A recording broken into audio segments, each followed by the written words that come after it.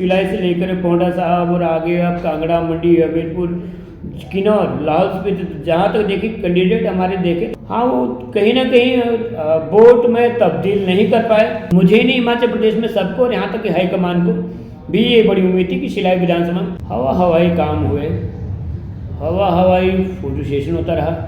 क्या अंदर से मन टूटता है, क्योंकि इस बार जहाँ तक मुझे मालूम है नोटा से भी कम वोट मिले। हिंदुस्तान में जितने सीएम हैं, वर्तमान में हैं, पूर्व सीएम, उनसे मेरे संबंध रहे हैं। आज भी आप देखिए कि अगर छोटा छोटा इशू होता है उसको मैं दिल्ली ऐसे ले जाता हूँ जैसे कोई पंचायत में ले जाना हो। क्या वाकई में 5,000 10,000 में वोट बिकते हैं? 3 वोट के नाम पे 1.5 लाख, जबकि वोट एक था। अच्छा, एक आपका बयान बहुत वायरल हुआ पूरे हिमाचल में, बलदेव तोमर को लेकर आपने कुछ कहा था। उस दौरान देखते थे कि माशे हमेशा पत्थर के ऊपर वहाँ बैठे होते हैं सुबह शाम तक, तो हम बोलते उनका कुछ काम होता नहीं। अच्छा, तो उस पर कमेंट भी लोगों ने किए, कहा कि आप भी उनके साथ ताश खेलते थे, फिर क्या? हाँ, नहीं ताश नहीं खेलता था। नमस्कार, पहाड़ प्राइम देख रहे हैं आप, मैं हूं आपके साथ जयप्रकाश तोमर। हिमाचल प्रदेश में चुनाव के नतीजे तो अब आ चुके हैं, उसके बाद चर्चाओं का दौर भी शुरू हुआ कि आखिर कहाँ कमी रही कि बीजेपी रिपीट नहीं कर पाई। मात्र 1% के करीब वोटों का अंतर है। लेकिन एक चर्चा ये भी हुई कि हिमाचल प्रदेश में आम आदमी पार्टी जितनी जो है जोरों शोरों से आई थी वैसा परफॉर्मेंस नहीं कर पाई, और धीरे धीरे जैसे जैसे चुनाव प्रचार आगे बढ़ा वैसे वैसे प्रचार अभियान में भी आम आदमी पार्टी पिछड़ती रही। क्या कारण रहे, कार्यकर्ता अब क्या सोचते हैं, और जो प्रत्याशी हैं, जो 67 विधानसभा क्षेत्र में प्रत्याशी थे, वो अब क्या सोचते हैं, उनके राजनीतिक भविष्य पर क्या कुछ अब है? क्योंकि उत्तराखंड में हमने देखा वहाँ पर बीजेपी जो है मिशन रिपीट करने में कामयाब हुई। आम आदमी पार्टी के तमाम नेताओं की जमानत जब्त हो गई। आम आदमी पार्टी के प्रदेश अध्यक्ष उत्तराखंड में जो थे वो बाद में बीजेपी में मिल गए। अब हिमाचल में क्या कुछ कयास लगाए जा रहे हैं? क्या हिमाचल में ये जो टीम थी जो बनी थी चुनाव के दौरान, ये एक्टिव रहेगी, अगले 5 साल मेहनत करेगी, या फिर यहाँ पर भी बिखराव होगा? मेरे साथ मेरे ठीक बगल में बैठे हैं नाथूराम चौहान, शिलाई विधानसभा क्षेत्र से आम आदमी पार्टी के उम्मीदवार थे। वही शिलाई विधानसभा क्षेत्र जो चर्चा में रही, ना केवल हिमाचल में, दिल्ली तक उसकी गूंज सुनाई दी। अमित शाह पहुंचे, प्रियंका गांधी पहुंची, प्रियंका वाड्रा गांधी पहुंची, और वहां से उम्मीदवार थे नाथूराम चौहान आम आदमी पार्टी के। कांग्रेस के हर्षवर्धन चौहान वहां से जीते हैं, दूसरी बार लगातार, छठी बार जीते हैं। बलदेव तोमर हारे हैं, चंद वोटों का फासला रहा। नाथूराम चौहान भी उसी शिलाई विधानसभा क्षेत्र से आते हैं, चुनाव लड़ा इन्होंने, लेकिन जमानत इनकी भी जब्त हो गई। 67 के 67 उम्मीदवारों की जमानत जब्त हुई, लेकिन सिरमौर जिला के पांवटा साहिब में पूरे हिमाचल में सबसे ज़्यादा वोट आम आदमी पार्टी को गए। 5,000 के करीब मनीष ठाकुर मत लेकर गए। नाथूराम चौहान मेरे साथ है, बेबाक बातचीत के लिए जाने जाते हैं। उनका एक बयान बीते दिनों बहुत वायरल हुआ, शायद उसका फायदा कांग्रेस उठा ले गई। नाथूराम चौहान जी, बहुत स्वागत है आपका बड़े दिनों बाद, चुनाव के बाद। धन्यवाद सर। नाथूराम जी, अब आगे क्या रणनीति रहेगी? क्या आम आदमी पार्टी एक्टिव मोड में नजर आएगी, या फिर उत्तराखंड की तरह बिखराव होगा? आपके चुनाव पर भी आएंगे। पहले ये इसलिए समझ रहा हूँ क्योंकि पार्टी का जो कार्यकर्ता होता है, पार्टी का जो प्रत्याशी होता है, वो बेहतर तरीके से बता पाएगा बनस्पत हम देखें हाईकमान के। बिखराव जैसा कुछ है नहीं और आएगा भी नहीं। सबसे बड़ी बात, हिमाचल प्रदेश में जो भी प्रत्याशी रहे, 67 उम्मीदवार थे, तो मैं अगर देखूँ तो शिलाई से लेकर पोंडा साहब और आगे अब कांगड़ा, मंडी, हमीरपुर, किन्नौर, लाहौल स्पीति, जहाँ तक देखिए कैंडिडेट हमारे देखे तो ये कांग्रेस और भाजपा से 21 थे, कहीं भी 19 नहीं है। चाहे शिक्षा के मामले में, चाहे वो उनको सामान्य ज्ञान जो उनका है, चाहे वो जनता के बीच में हमेशा रहे हैं, एक भी कैंडिडेट हमारा ऐसा नहीं था जो इन दोनों पार्टियों के कैंडिडेट से 19।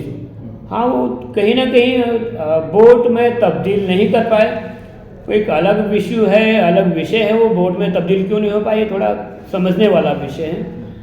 और इसके लिए तो मैं भी ये कहूँगा कि पिछले लगभग 17 साल से लगातार मैं जनता के बीच रहा हूँ, पब्लिक के बीच में लगातार रहा हूँ। मुझे ही नहीं, हिमाचल प्रदेश में सबको और यहाँ तक कि हाईकमान को भी ये बड़ी उम्मीद थी कि शिलाई विधानसभा, क्योंकि जितने काम हमने किए, जितने काम मैंने किए, या जितना मैं लोगों के बीच में हमेशा रहा हूँ, कोई भी इस तरह से नहीं रह पाया, कोई भी इस तरह से नहीं रह सकता लोगों के बीच में लगातार कंटिन्यू दिन रात। मैं रहा हूँ, उसके बाद भी उस चीज़ को हम वोट में तब्दील नहीं कर पाए।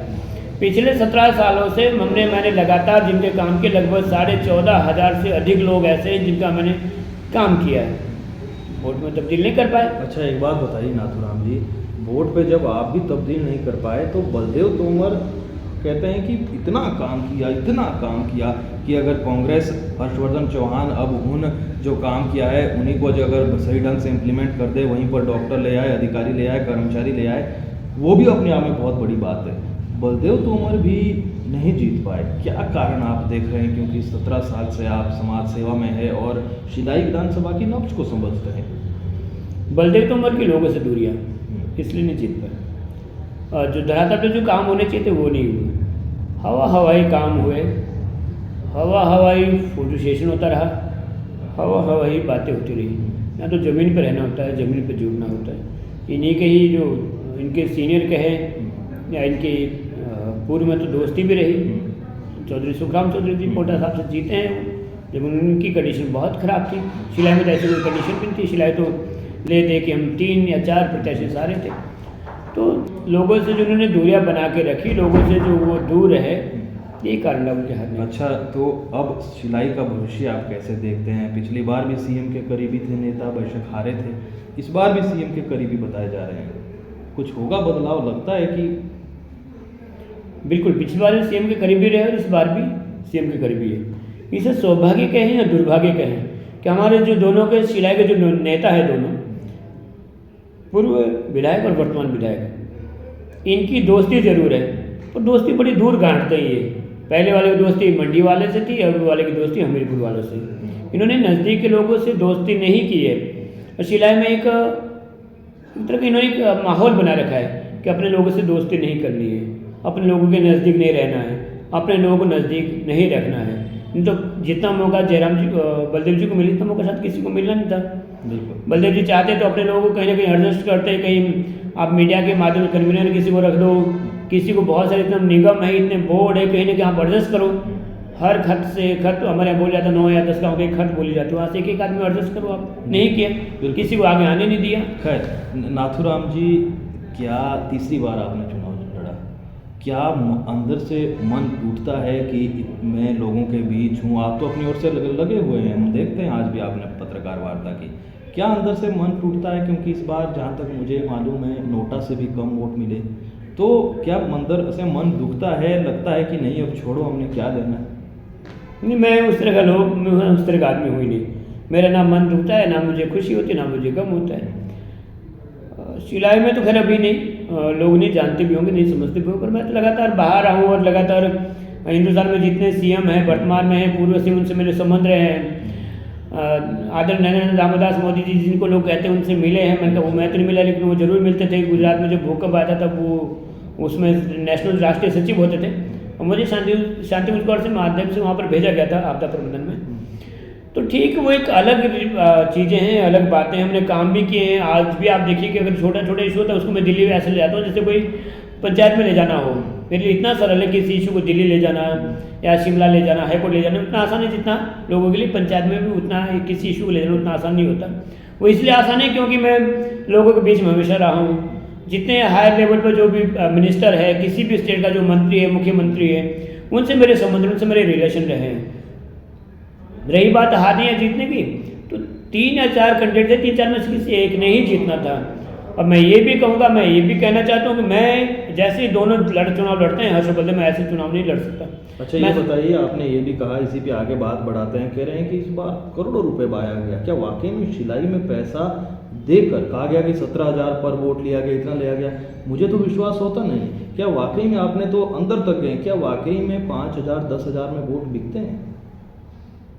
5,000 10,000 तो मान भी सकते हैं, लेकिन 40-40 हज़ार और 4-4 हज़ार में वोट बिकना, और एक आदमी को तो कहता है कि मेरे पास 3 वोट है, लेकिन बाद में वो एक ही वोट पड़ा और उन्हें 1.5 लाख रुपये दिया गया 3 वोट के नाम पे, 1.5 लाख, जबकि वोट एक था, 2 वोट दूसरे आ नहीं पाए, वो पोंटा साहब थे, कहीं और जगह थे।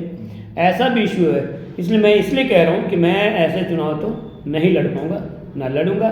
और इस तरह से नहीं लड़ूंगा, मतलब ये चुनाव नहीं लड़ूंगा। हाँ, चुनाव जरूर लड़ूंगा, मैं छोड़ूंगा थोड़ी नहीं, लड़ूंगा, पर ये तरीका मेरा ये बिल्कुल भी नहीं होगा। कोई भी व्यक्ति अगर कभी मेरे से यही बोलता था कि भैया कोई सहयोग, मैंने कहा बिल्कुल भी नहीं, कोई है ही नहीं भाई, सहयोग आप काम के लिए बोलो। अच्छा, पार्टी से आपने रखी मांग कि कुछ पैसे भी लगते हैं, कुछ दीजिए? नहीं नहीं, कभी नहीं, मैं पार्टी से कोई मांग नहीं। अच्छा, तो जब नतीजे आए, जनरल नॉलेज के लिए पूछ रहा हूँ, जब नतीजे आए क्या पार्टी की तरफ से कोई कॉल मैसेज आता है कि कितने वोटों से कोई जो है मंथन होता है? इस पर हुआ आपके इसमें भी? बिल्कुल बिल्कुल मंथन तो होता है, और जिस दिन वोट डाला तब तक मंथन हुआ। और पार्टी की गूगल मीट हमेशा चलती रहती है, उसमें सारे कैंडिडेट, सारे पदाधिकारी हमारे बराबर रहते हैं, क्योंकि ऐसे फेस टू फेस तो मिल नहीं सकते। अभी भी बराबर चला हुआ है। आगे हमें कैसे बढ़ना है, आगे हमें क्या काम करना है, 5 साल हमारे पास है, हम लोगों के पास 5 साल है, 5 साल बाद हम कहाँ होंगे। गुजरात में देखिए आप, दिल्ली में देखिए, पंजाब में देखिए। अच्छा नाथुराम जी, क्योंकि आपको बहुत कम वोट पड़े, तो कुछ कठिनाई हुई एजेंट रखने में, या फिर जहाँ जहाँ पर बूथ थे वहाँ पर आपका कोई कार्यकर्ता था? नहीं, मैंने सब बूथों पे कार्यकर्ता हूँ, बहुत स्ट्रॉन्ग कार्यकर्ता, बहुत ज़बरदस्त कार्यकर्ता हमने है। सुना जो है खासकर युवा लड़कियाँ भी आपके साथ खड़ी थी। हाँ, मेरे जो कैंडिडेट थे 14 के 14 वो लड़कियाँ ही थी। और पहली बार हुआ इतिहास में, मैंने वहाँ कहा भी, मैंने हर्ष और बलदेव जी को कहा भी कि लोकतंत्र के मैं जो जिनका देखिए, अब जो आधा हिंदुस्तान जो है, जिनको आप जिनके आधे वोट, आधे के लगभग हमारे हैं शिला विधानसभा में इनके वोट, तो आप उनको क्यों आप छोड़ देते हैं? आपको इनको साथ में लेना चाहिए, और मैंने लिया है। मैंने इन दोनों के बदले भी वहाँ जो, क्योंकि इन्होंने कभी, हर्षवर्धन जी की मिसेज बराबर गई बेचारी वोट मांगने, बराबर लोगों के बीच में रही महिला, लेकिन ये महिला एक भी आज तक, छठा चुनाव पे कहा कि 6 चुनाव जीते हैं हर्षवर्धन, एक में हारे भी हैं, या 2 बार हारे, 6 बार जीते, मतलब 8 चुनाव हो गए। 8 चुनाव में उन्होंने एक बार भी कभी भी काउंटिंग एजेंट महिला नहीं रखी है। मैंने 14 की 14 काउंटिंग के लिए लड़कियां रखी थी। और परिवार की तरफ से, आपकी धर्मपत्नी की तरफ से क्या प्रचार अभियान में उन्होंने मदद की? कैसा सहयोग रहा घर का? नहीं, सहयोग पूरा रहा। और दूसरा सहयोग इसलिए भी नहीं कह सकते, बच्चे भी बहुत छोटे छोटे, मैंने कहा भी एक दिन शायद यहाँ प्रेस वार्ता में लड़का साथ में मिला, बड़े वाला है वो, दूसरा उससे भी छोटा है, लगभग वो 1-1.5 साल का अभी। इसलिए नहीं, ऐसा होना असंभव जैसा होता है, लेकिन उन्होंने जो सोशल मीडिया या बाकी जो प्लेटफॉर्म थे उस पर उन्होंने भी अपना काम किया है, अपना उनका सहयोग पूरा रहा है। अच्छा, एक आपका बयान बहुत वायरल हुआ पूरे हिमाचल में, बलदेव तोमर को लेकर आपने कुछ कहा था, तो अड़ी अभी भी उस बात पर, क्योंकि बहुत चुटकियाँ लोग लेते आए इसमें? बिल्कुल अड़ी, बिल्कुल। कब किया आप वो बात बता रहे थे? बात तो खैर बहुत पुरानी है, आज की नहीं, बात तो बहुत पुरानी है। बचपन की बात है? हाँ, बचपन की। कितने साल पुरानी होगी? साल तो नहीं बता पाऊँगा, पर मुझे याद है कि क्योंकि हमारा बचपन दूध बेच के हमारा बचपन बीता है, तो हमारे काम होता था दूध बेचना, कभी कमर तिलौधार से लेकर कमरों कफोटा स्तौन तक हम दूध बेचने आते थे। उस दौरान देखते थे कि माशे हमेशा पत्थर के ऊपर वहाँ बैठे होते हैं सुबह शाम तक, तो हम बोलते उनका कुछ काम होता नहीं। अच्छा, तो उस पर कमेंट भी लोगों ने किए, कहा कि आप भी उनके साथ ताश खेलते थे, फिर क्या? हाँ, नहीं, ताश नहीं खेलता था मैं कल स्तौन था, तो मैंने कल वो जगह दिखाई है कि होटल था, उस होटल का दरवाज़ा अब चेंज हो गया, NH की तरफ हो गया, पहले उसका दरवाज़ा दूसरी तरफ था, और वहीं बगल में ऑफिस था, और ऑफिस के सामने चट्टी पे बैठे होते, तो मैं देखता था कि बाकी लोग काम करते हैं, एक महाशय जो सुबह शाम तक बैठे रहते थे, मैं कहा क्या करते हैं, बोले कुछ नहीं। और आज कहाँ से कहाँ पहुँच गए? हाँ, आज कहाँ से कहाँ पहुँच गए, लेकिन जनता फिर कहाँ से कहाँ पहुँचा देती है जनता है। अच्छा, हर्षवर्धन चौहान जीते हैं, आपने बधाई दी अभी तक की मिलेंगे? नहीं, साथ मैंने तो वही बधाई दी थी। मैंने ये भी कहा था आप सबसे सीनियर हिमाचल प्रदेश में कहे तो मुख्यमंत्री का आपके लिए वो कर लें, और मैंने यही कहा, जो मैं फिर दोबारा उसी बात पे आऊँगा, जो मैंने पहले कहा था कि इनकी जो हमारे एक्स MLA या वर्तमान MLA, इनकी दोस्ती हमीरपुर और मंडी वालों के साथ है। शिलाई वाले के साथ ये दोस्ती नहीं रखना चाहते हैं, नहीं दोस्ती लगाना चाहते, नहीं तो शिलाई के लोग काम आते हैं, जैसे बाकी लोगों को उठाए कंधे पे, इनको भी वहाँ उठवाते लोग। अच्छा, एक सवाल, अंतिम सवाल, महत्वपूर्ण सवाल है, आपको हमने तब से देखा है, चंद वोट पड़े फिर भी आपने जनता का धन्यवाद किया, कोई आपने ठीकरा किसी के सर पे नहीं फोड़ा। बीजेपी के अंदर जो बातें चल रही है कि किसी एक ने हरवाया, वहाँ से बूथ से वहाँ से लीड नहीं आई, कैसे देख रहे हैं आप? इसलिए मैं पूछ रहा हूँ क्योंकि शिलाई में आप बहुत बेहतर तरीके से समझते हैं शिलाई की राजनीति को। मैंने ये भी कहा कि जो हारे हैं उन्हें इस बार टिकरा फोड़ा था, इससे पिछली बार भी टिकरा फोड़ा, पिछली बार तो मेरे ऊपर फोड़ा गया था, क्योंकि मैंने शिलाई से टिकट नहीं लिया, मैंने शिलाई से चुनाव नहीं लड़ा, क्योंकि मैं अगर शिलाई से चुनाव लड़ता तो कहीं ना कहीं मैं हर्षवर्धन चौहान को काउंटर करता हूँ। किया भी है, इस बार भी किया है, और 2012 में भी किया था, 17 में नहीं कर पाया, 17 में फिर वहीं से लीड वही 12-1300 की लीड आई थी, जबकि 12 में और अभी इस बार लीड नहीं, क्योंकि मैंने दोनों बार चुनाव लड़ा है, तो नुकसान तो होता ही है। यही कहा गया दिल्ली हाईकमान से, हाईकमान तो खैर उसमें नहीं थे, नड्डा जी उसमें स्वास्थ्य मंत्री थे, लेकिन उन तक ये खबर पहुँचाएगी कि नाथूराम चौहान की वजह से आ रहा हूँ मैं। मैं बीजेपी का आदमी नहीं हूँ, मैं बीजेपी का सदस्य नहीं हूँ। मेरे पास बीजेपी की सदस्यता जो थी वो आप लोगों ने छीन ली थी ज़बरदस्ती। मेरे को एक मीटिंग में उठा के, नान में हमारी भारतीय जनता मोर्चा की मीटिंग हो रही थी, वहाँ से मेरे को उठाया गया सबके सामने कि आप उठिए, आप तो कैंडिडेट हो। मेरे का कैंडिडेट तो तब होंगे जब होंगे, लेकिन आप मुझे अभी क्यों उठा रहे हो कि नहीं आप निकलिए बाहर। हम बाहर, हमने कहा ठीक है देखिए। तो उसमें मेरे ऊपर टिकरा फोड़ा गया था। इस बार किसी और कार्यकर्ता के ऊपर टिकरा फोड़ा जा रहा है शिलाई विधानसभा में। तो ये बड़ा आसान है। आप लोगों ने मेरे से भी सवाल पूछा कि किसकी वजह से कम वोट मिले, मैंने कहा मेरी वजह से कम वोट मिले। और अगर मैं जीतूंगा कभी तो जीतूंगा जनता की वजह से, हारूंगा तो मेरी खुद की वजह से आ रहा है। अभी आप देखिए कि 53 बूथों पे हारे हैं। किसी एक तो नहीं, आप आधे से ज़्यादा बूथों पे हारे हैं आप, इसका मतलब आप ग्राउंड पे नहीं रहे। मैंने वही कहा कि आपने दोस्ती लगाए तो मंडी और हमीरपुर वालों से दोस्ती लगा रखी, जबकि वोट तो सिलाई के लोगों के पड़ने हैं। उसमें आप किसी को दोष नहीं दे सकते कि आप कहेंगे नहीं फलाने व्यक्ति ने हरवाया उसको हम पार्टी से बाहर करवा देंगे। ठीक है, पार्टी आपकी है। सिलाई में ये भी बड़ा दुर्भाग्य है कि हर्षवर्धन चौहान कांग्रेस प्राइवेट पार्टी एक थी और बलदेव सिंह तोमर भाजपा प्राइवेट पार्टी बनी है। प्राइवेट कंपनी, सॉरी पार्टी नहीं कह सकते, प्राइवेट कंपनियां हैं ये। पहले Harshvardhan Chauhan Congress private company limited company थी और Baldev Singh Tomar Bhajpa private limited company हो गई है। तो ये तो नहीं चलता लोकतंत्र में। लोकतंत्र में अधिकार है सबका, जो कहे वो कह सकते हैं। भी मैं भी राजनीति हूँ, मैं भी चुनाव लड़ता हूँ। आधे ज़्यादा लोग तो रात को गालियाँ देते हैं, हमें ठीक सुननी पड़ेगी। अगर हम इनके कंधों पे बैठना है, वाह सुननी है, मालाएं पहननी, तो कई बात हो ठीक है। लोग अपना अपना उनका मूड होता है, कई बार किसी का मूड हो गया तो गाली दे तो ठीक है। खैर, अंतिम सवाल, आम आदमी पार्टी के भविष्य को कैसे देख रहे हैं हिमाचल में? क्या गलतियां रही, संक्षेप में छोटे जो है इसमें मैं चाहूँगा समझना कि आम आदमी पार्टी की क्या गलतियां रही पूरे हिमाचल में? क्या प्रचार अभियान तेज नहीं हो पाए, शुरुआत में आए बाद में नहीं आए, और आने वाला भविष्य कैसे देखते हैं? कुछ आपको हाईकमान को जो आप फीडबैक देंगे। हाँ, गलतियाँ कुछ नहीं रही, आम आदमी पार्टी की गलतियाँ कुछ नहीं, पर ये सोची समझी रणनीति थी भारतीय जनता पार्टी की। उन्होंने देखी 2 साल से एमसीडी चुनाव दिल्ली में नहीं करवा रहे हैं ताकि वो हवा खराब ना हो जाए। हवा तभी भी उनकी खराब हुई। उन्होंने बिल्कुल साथ में रखा, आप देखिए हिमाचल प्रदेश के साथ में चुनाव, दिल्ली के और गुजरात के, ताकि हमारे पास कम लोग हैं, हमारे पास बहुत छोटी टीम है। तो टीम को हम कहाँ तो लगाएं? हम दिल्ली लगाते हैं, हम गुजरात लगाते हैं, हम हिमाचल लगाते हैं। हमारे आदमी बेचारे सफ़र में ही यहाँ से दिल्ली, दिल्ली से गुजरात, गुजरात से वापस दिल्ली, दिल्ली से वापस हिमाचल।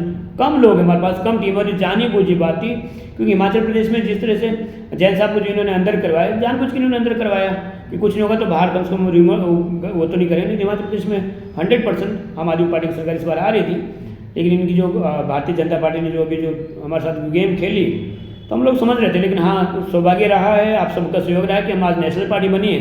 बने तो हमारे पास टीम अब दुगनी हो जाएगी। जहाँ हमारे पास पहले 20 लीडर होते थे नेशनल लीडर स्तर पे, आज हमारे पास 40 हो गए। और आज हम इनको अच्छे से फाइट कर पाएंगे। अगला जो चुनाव आएगा, क्योंकि मुझे लगता है 5 साल इंतजार नहीं करना पड़ेगा, 2 या 2.5 साल में हमारे चुनाव हो जाएगी हिमाचल में दोबारा। सरकार टिक नहीं पाएगी, हमें लोकसभा के साथ साथ शायद हो सकता है विधानसभा के लिए भी तैयार रहना पड़े। मैंने हाईकमान से बात भी की और ऐसा उन्होंने भी कहा है कि हाँ ऐसी संभावना है हिमाचल प्रदेश में। तो मैं तो अभी से लग पड़ा हूँ वापस। वो जो गलतियाँ रही है, लोगों ने कहा कि लोग मुझे वोट इसलिए कम नहीं मिले, लोग वोट इसलिए कम मिले कि मैं लोगों के पास जा नहीं पाया, मैंने मांगा नहीं लोगों से वोट। मतलब आपको उम्मीद है कि आने वाले समय में भले ही देर हो जाए लेकिन बिना पैसों के भी चुनाव जीता जाएगा? अगर आप शिलाई का विकास चाहते हैं, मैं शिलाई के लोगों से निवेदन करना चाहूँगा विशेष, अगर आपने जुआरी रखने, दोनों जुआरी, जुए का मतलब मैं 3 पत्ती नहीं कह रहा हूँ, जुआ का मतलब ये होता है भी एक ने 12 करोड़ लगाया, एक ने 17 करोड़ लगाया, तो 12 करोड़ वाला भी तो कमाएगा, तो आप तो वो भी कमाएगा, काम क्यों करेगा? अगर आप किसने ज़्यादा किसके लगे? ज़्यादा बलदेव सिंह तोमर जी के। तो अगर आपको केवल ये जुआरी देखने हैं, दोनों जुआरियों से आपने गेम खिलवाते रहो। अगर आपको स्वच्छ साफ राजनीति चाहिए तो उसके लिए नाथूराम हमेशा अवेलेबल, आपके लिए हमेशा उपलब्ध है। कोई भी काम होता है तो मैंने कभी मना नहीं किया किसी को। मैंने ये नहीं कहा कि आप कांग्रेस के हो, आप बीजेपी के हो, हमारे लिए तो आप देवतुल्य हो, और देवतुल्य का तो सम्मान और मान सम्मान किया जाता है। और ना देवतुल्य लोगों को बिकना चाहिए, ना देवतुल्य लोगों को कोई खरीद सकता है, ना देवतुल्य लोग बिकें। मैं ये भी निवेदन करना चाहूँगा। शिलाई का जो गौरव था, गौरव अगर वापस लौटाना है तो हमें इन्हें कहना होगा, भैया काम करो, काम के वोट लो, लेकिन नोट के वोट ना लो तो अच्छा है। जुआ तो नहीं, कम से कम शिलाई विधानसभा में होना चाहिए। ठीक है, बहुत धन्यवाद नाथूराम। धन्यवाद सर, आपका बहुत बहुत धन्यवाद। तो शिलाई विधानसभा क्षेत्र में हर्षवर्धन चौहान जीते हैं, मंत्री पद की रेस में आगे चल रहे हैं, बलदेव तोमर हारे हैं। कहा जा रहा है अब कि करोड़ों रुपए बहाया गया और तब जाकर जो है हर्षवर्धन कितने वोटों से जीते हैं? 388 वोटों से जीते। 500 वोट नोटा को पड़े हैं और नाथूराम जी को भी 550 550 वोट पड़े हैं। तो जो है बातें अब कही जा रही है। नाथूराम जी की एक बात स्पष्ट है कि मैं जनता के बीच नहीं जा पाया बेहतर तरीके से, पैसा बहुत लगा वहाँ पर, दोनों दलों ने पैसा बहुत बहाया, और लेकिन हमारी जो हमारा संघर्ष है वो हमेशा जारी रहेगा। फिलहाल के लिए इतना ही। नमस्कार।